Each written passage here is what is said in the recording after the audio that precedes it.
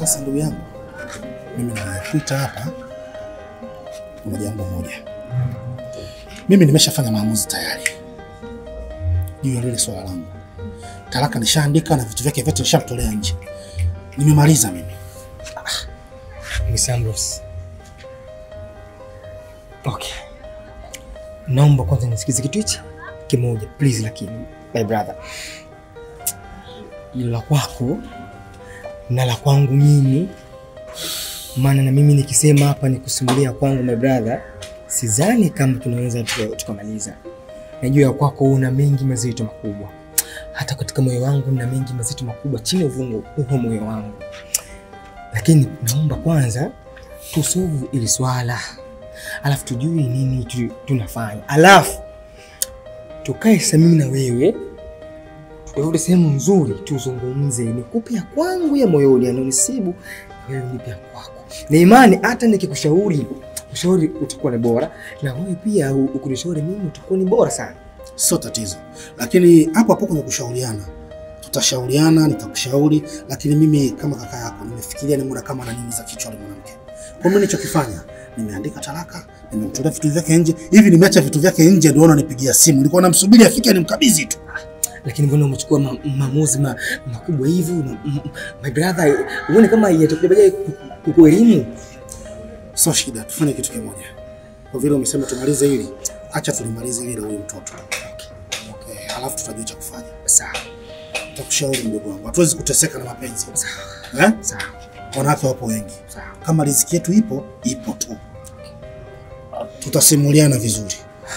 Sasa okay. Mimi nimekuelewa. Naomba usiniangushe. Ila naomba zingatia pesa ingie kwa wakati. Kwa sababu usije ukanifanya niwe ni mtu wa kushika simu kila wakati.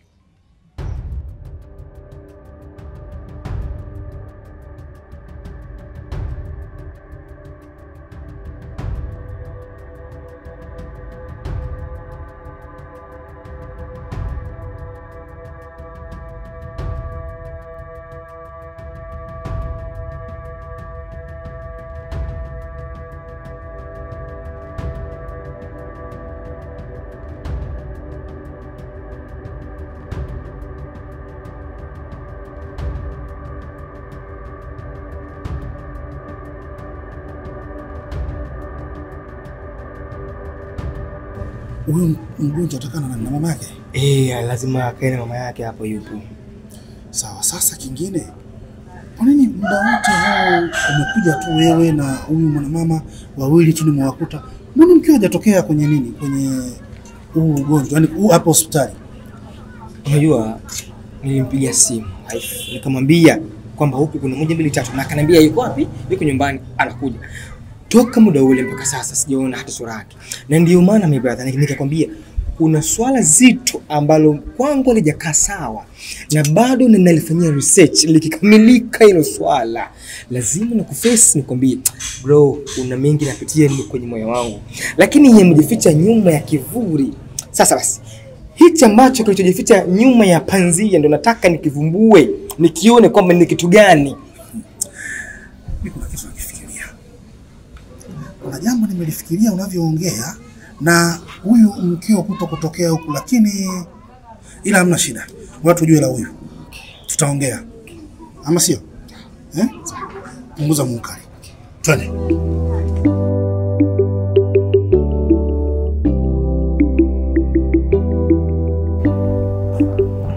Pole Maeliza.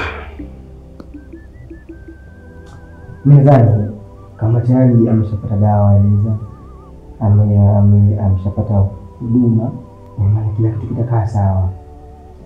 Ni kweli. Kikubwa ni kujua tu kwanza afya yake. Sasa hivi usiwaze chochote kile. Kama pale ulivyoona kwamba tumepita tu polisi kwa ajili ya PF3, na kwa vile uko hapa usifanye kitu. Sisi tutazungukia hayo mambo tujue atapata vipi haki zake za msingi.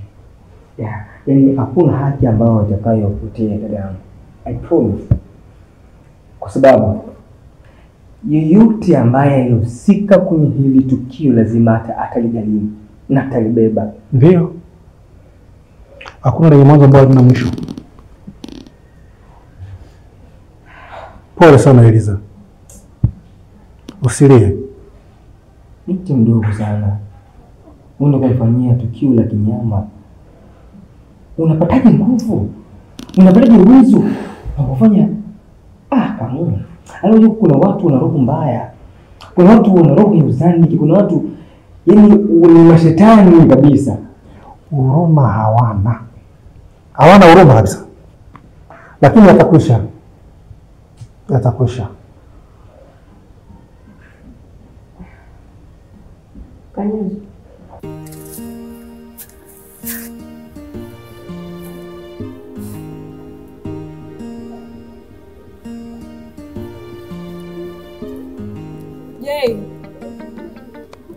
Jay. Naam.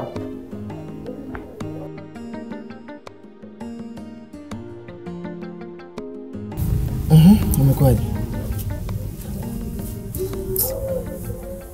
Mimi na mambo yanazidi kuwa mabaya. Mtu amepanic, yani amekasirika vibaya. Na pale alipo kwake amefukuzwa.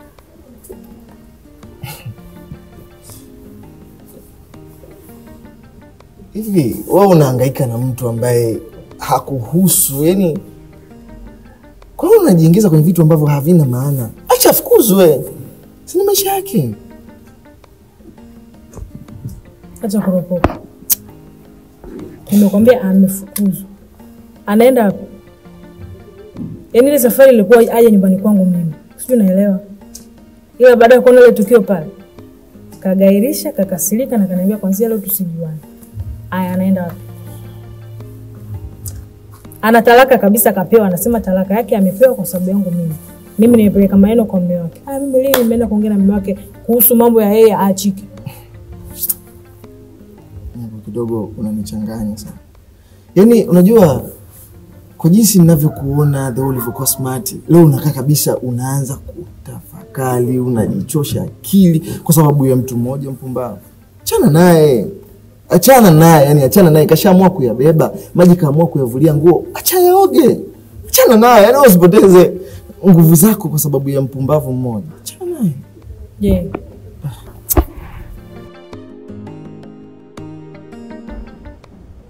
Kuna kitu ambacho ninatafakari mpaka nasema sijapata jibu.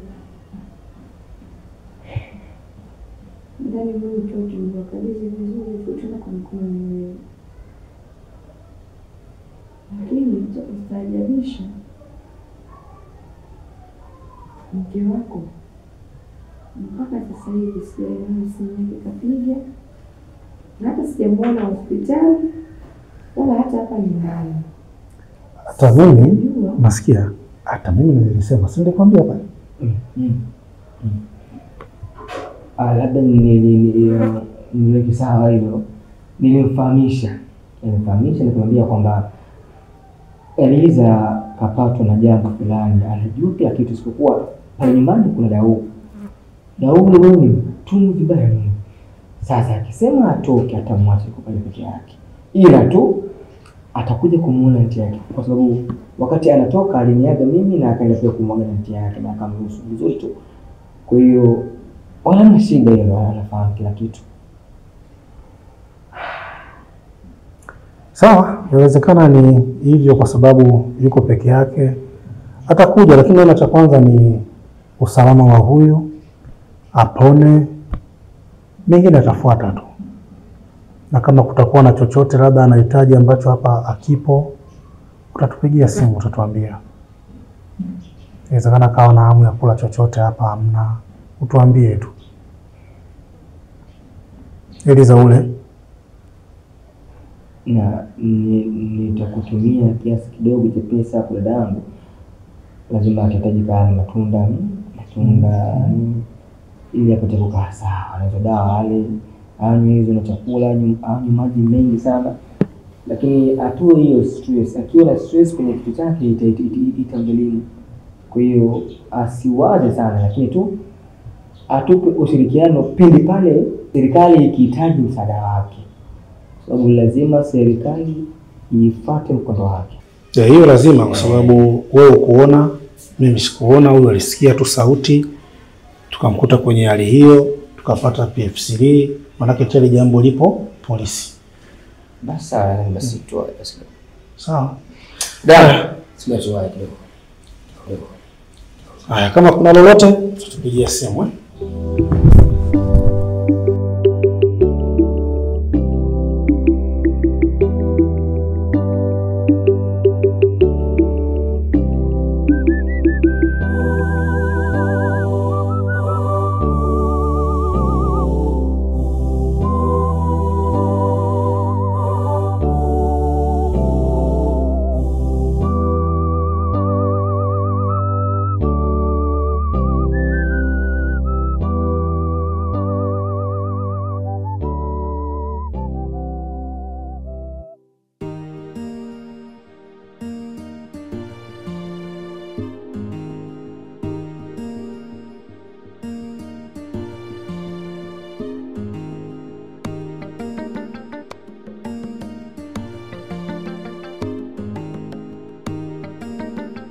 Hivi je, yani kafanya baya moja tu, umesahau mazuri yake yote.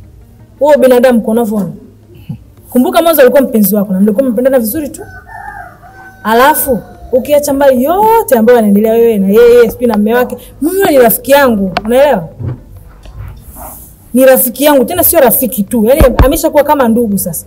Na mwachaje vile? Anaenda wapi? Likimkuta tatizo. Bwana sikiliza. Mimi naomba nikwambie kitu kimoja.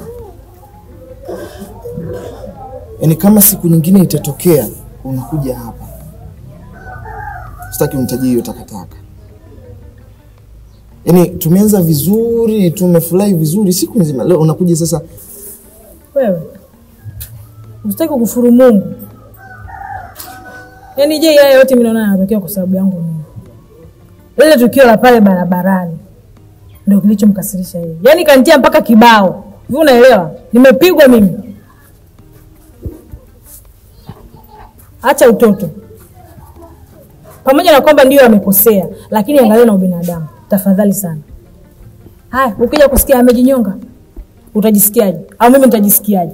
Kwangu mimi ni sawa tu. Mbona unalia? Ni bora tu mngeniacha ningekufa.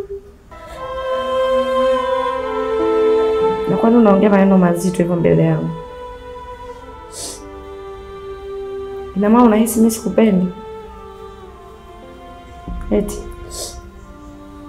Yaani napata nguvu wapi ya kukuacha?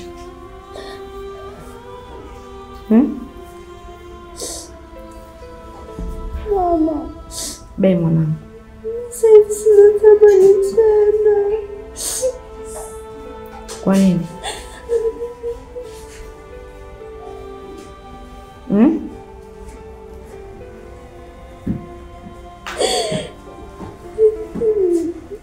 Eliza. Kuna chochote ambacho unacho labda unashindwa kuniambia? Mimi ndio mama yako. Na mimi ndiye msiri wako. Nisikia vibaya sana endapo nikiona wewe una kitu ambacho kipo rohoni ambacho hakikupi amani, hali ya kuwa mimi nipo. Naomba uniambie. Alinifanyia hivi ni mumeo mama. Semaje?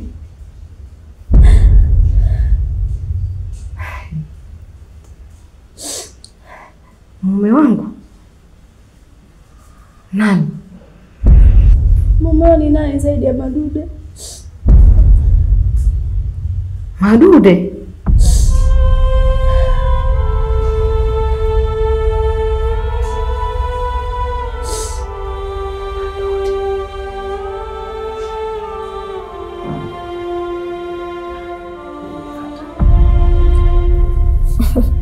Mimi kwangu mimi kila kitu ni sawa kwa sababu alichonifanyia mimi kiubinadamu hamkuliona.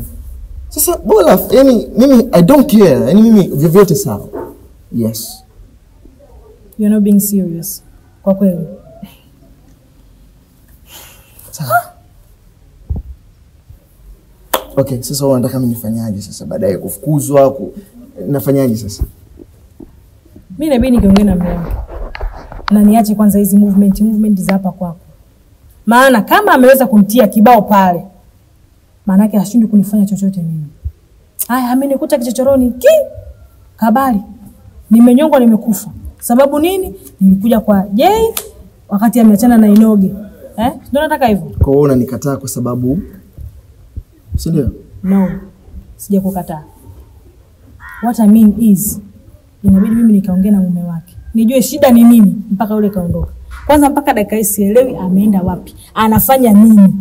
Jay, kumbuka lakini yule ni rafiki yangu.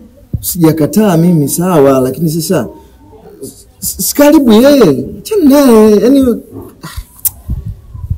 sikiza bana. Hizo mimi sitaki kuzungumzia chochote kuhusu hiyo. Kama unakuja kwangu, njoo kwangu, zungumza vitu ambavyo yani zungumza kitu ambacho kipo serious kati yangu mimi na wewe. Na sio kuhusu yeye. Basi.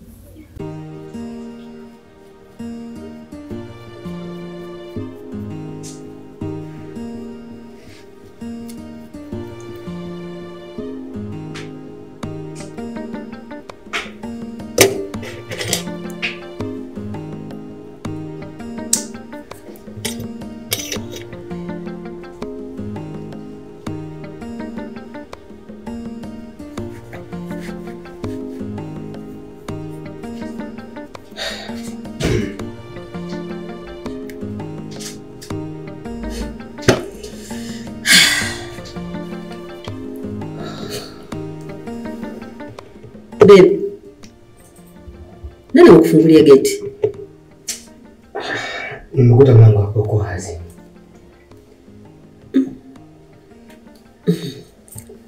Labda nitakuwa kidogo nilipitiwa. Alafu mpenzi wangu kutwa unazungumza na hizo nguo. Kweli? Kwa maana unataka kuniambia kwamba umebana na majukumu mengi kiasi kwamba hata kubadilisha nguo huwezi? Nilizongwa. Alafu unavyoonekana ni mtu ambaye unafanya maandalizi kwa ajili ya mtoto. Baby, kwa hiyo hata nikiamua tu kukaa hivi nyumbani nikiwa nimevaa nimependeza naonekana kama nataka kutoka, si ndio? Okay.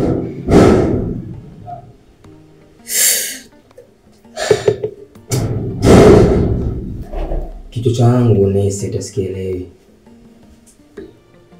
Kwa nini mpenzi wangu? Kwa sababu ni kweli hata ninavyokuona unaonekana kabisa kama hauko sawa. Kuna shida? Eliza amebakwa. Na mtu ambaye alifanya hichi kitendo hajulikani kama ni nani. Sababu vitu vingine ni kuchoshana. Yaani sitaki kumsikia Inoge kwenye masikio yangu. Chana naye. Wewe kama utaenda kuzungumza na mumewe nenda, lakini swala la kusema kwamba hauji hapa, hapana, utakuwa unanikosea. Kwa sababu mimi sija kufanya lolote ambalo linakufanya wewe ushindwe kuja hapa. Na wewe kumbuka kabisa. Unielewa? Wewe ndio wakati unaondoka unakumbuka. Umekuja hapa ukanizuia. Unielewa? Lakini kumbuka kiapo ambacho tulikula. Sasa sitaki kusikia hiyo kauli yako. Tena uifunge kabisa. Eti JCG hapa. Nataka kukuona hapa. You're being dramatic, jamani. Let me be dramatic.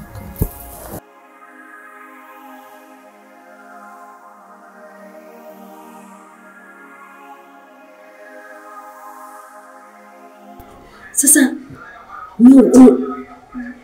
Eliza amebakwa.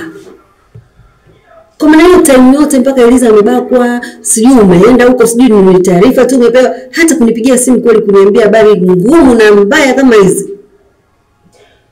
Unafikiri nitapata wapi muda wa kupigia simu?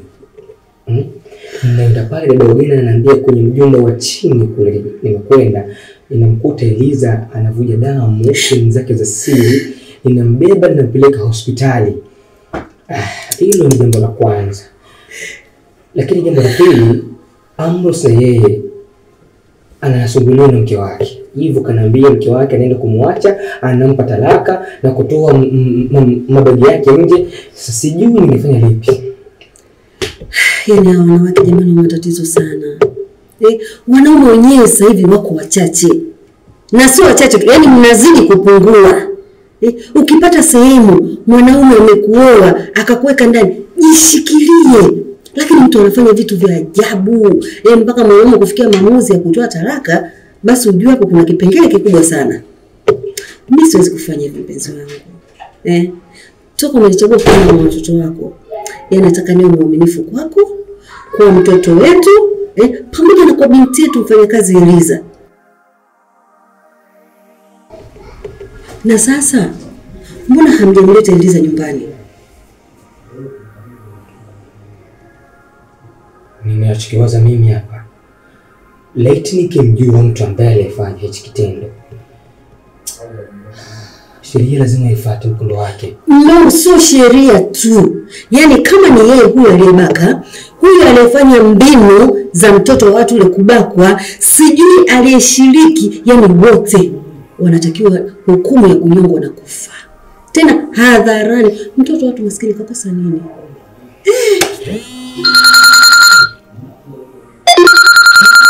Yaani mbona pokea simu?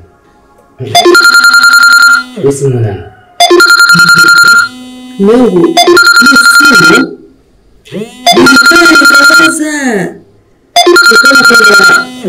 Subiri kwanza mume wangu. Ngoja kwanza basi nikuelezee. Hii simu niliona ile iPhone yangu inatumia line moja. Sawa, kwa hiyo nilichokiamua kufanya nikaamua bora mbona haukuniambia kama unakwenda kununua simu? Na hela ya kwenda kununua simu umeipata wapi? Mungu, nilikuwa nikwambie. Sema sasa. Ningekwambilia wapi? Baby, give me your phone now.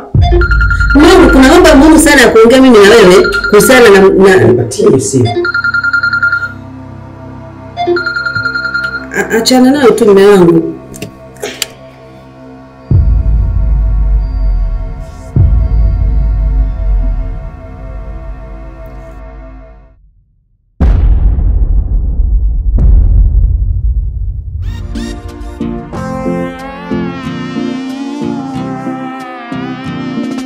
Kama na TV namba moja, wapinzani watangoja. Chaneli yetu inakimbiza Sabungu Movie, ishapata wenyewe ndo sisi. Inapendwa kubwa na watoto, na stories zetu ziko moto, na tumejipanga sio kitoto.